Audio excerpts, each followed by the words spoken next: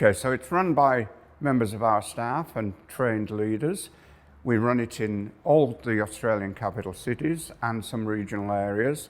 It does take place over 2 weekends. People have to commit to both weekends, and yeah, it's proven to be very effective.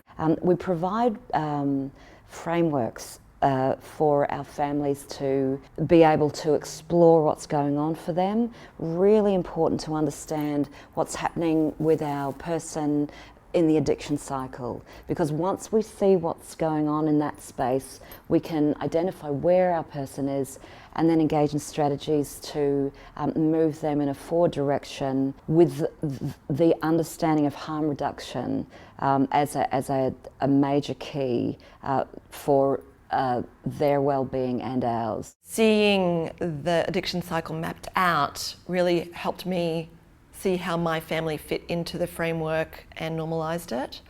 I also saw that there was a possibility for change, and it also helped me really accept my girls where they were on this path. And I had realised how much resistance I'd had up until then. When we provide strategies around coping and resilience, when we bring in some education around harm reduction, when we look at some frameworks where their person is, where we are as a family member, we're all in different stages of space. Stepping Stones is a guided process that takes us through that stuff. And it really helps families come to terms with the reality of the situation in a gentle way. We meet people where they're at. There are no rights or wrongs in this space.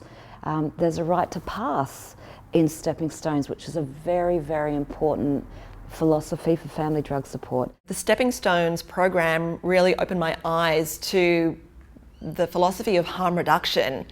And I didn't really understand it before Stepping Stones, so I found it incredibly helpful to see how this model actually has been hugely healing for my kids. You know, for me to come with understanding and compassion and to accept that this is happening and it doesn't even really matter why. Like, that was the other part. I was so stuck in the story of how did this happen to our family?